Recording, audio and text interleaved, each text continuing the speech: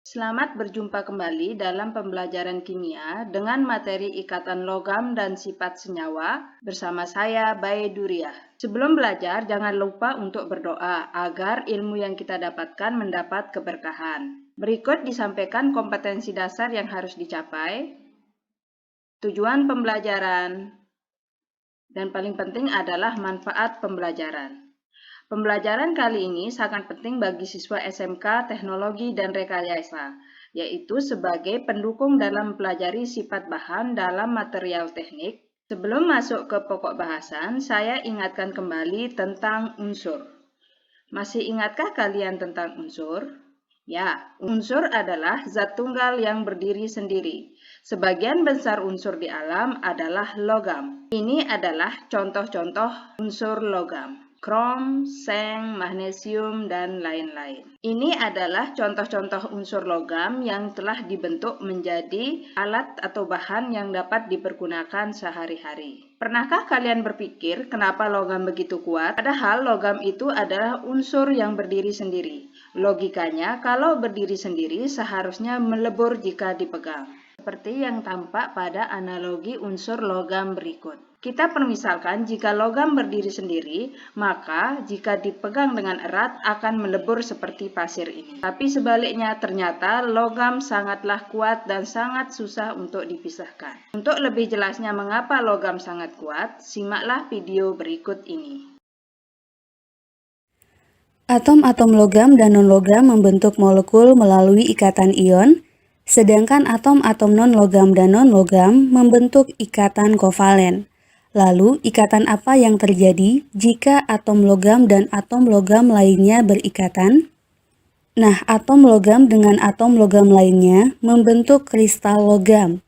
Kristal logam yang kita lihat sehari-hari, seperti logam besi, tembaga, dan aluminium memiliki ikatan logam pada atom-atomnya. Terdapat beberapa teori yang menerangkan ikatan pada logam.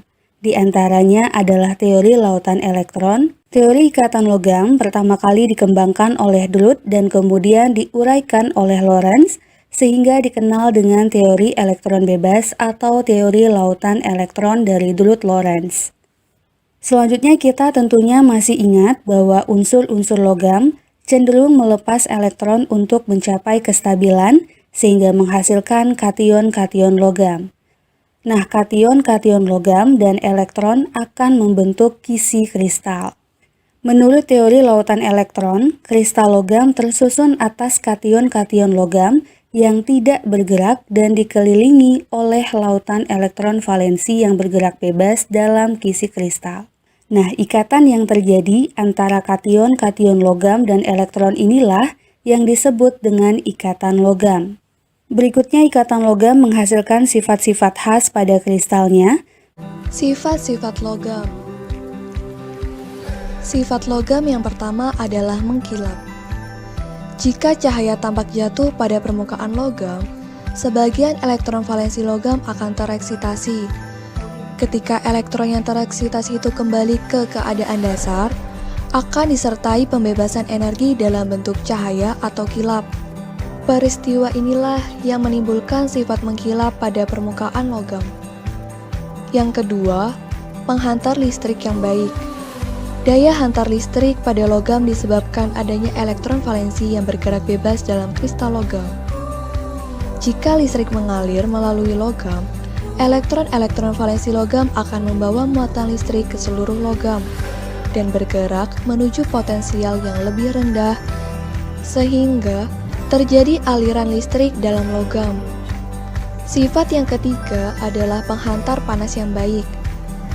Jika bagian tertentu dipanaskan, maka elektron-elektron pada bagian logam tersebut akan menerima sejumlah energi, sehingga energi kinetis bertambah yang membuat gerakannya semakin cepat. Elektron-elektron yang bergerak cepat tersebut menyerahkan sebagian energi kinetisnya kepada elektron lain, sehingga seluruh bagian logam menjadi panas atau naik suhunya. Sifat logam yang keempat adalah dapat ditempa, dibengkokkan, dan ditarik. Logam bersifat lentur tetapi tidak mudah patah. Hal ini disebabkan kisi-kisi kation atau ion-ion positif bersifat kaku atau diam di tempat.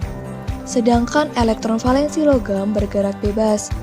Jika logam ditempa atau dibengkokkan, akan terjadi pergeseran kation-kation. Tetapi, pergeseran ini tidak menyebabkan patah karena selalu dikelilingi oleh lautan elektron. Sifat logam yang kelima adalah umumnya berupa padatan pada suhu ruang. Umumnya, logam pada suhu ruang berupa padatan, kecuali raksa. Raksa merupakan logam berwujud cair. Atom-atom logam yang bergabung karena adanya ikatan logam yang sangat kuat membentuk kristal logam yang rapat. Hal ini menyebabkan atom-atom tidak memiliki kebebasan untuk bergerak. Sifat logam yang keenam adalah mempunyai titik didih dan titik leleh yang tinggi. Hal ini disebabkan diperlukannya energi yang besar untuk memutuskan ikatan logam yang sangat kuat pada atom-atom logam, sehingga titik didih dan titik leleh logam tinggi. Dari video, ikatan logam adalah lautan elektron, di mana terjadi karena adanya tarikan inti terhadap elektron valensi atom yang lain. Sebagai contoh, inti atom yang ini akan menarik elektron valensi atom lain yang ada di sekitarnya. Misalkan, elektron yang ini atau elektron valensi atom yang ini. Begitu seterusnya dengan atom-atom logam yang lain. Hingga terjadilah lautan elektron seperti yang digambarkan oleh Drude dan Lorentz. Ikatan logam ini menyebabkan sifat khas yang ada pada logam. Seperti pada pembahasan di video pembelajaran, berikut dirangkum sifat-sifat logam yang dibandingkan dengan sifat-sifat non-logam pada tabel berikut. Setelah menyimak tentang sifat logam, senyawa ion dan senyawa kovalen juga memiliki sifat khas yang berbeda.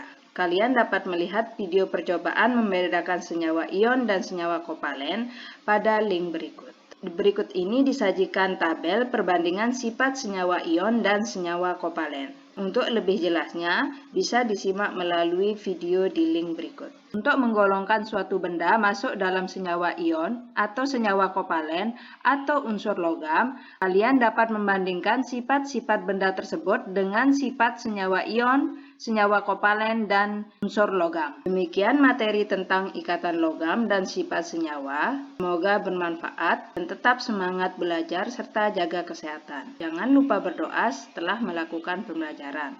Terima kasih. Wassalamualaikum warahmatullahi wabarakatuh.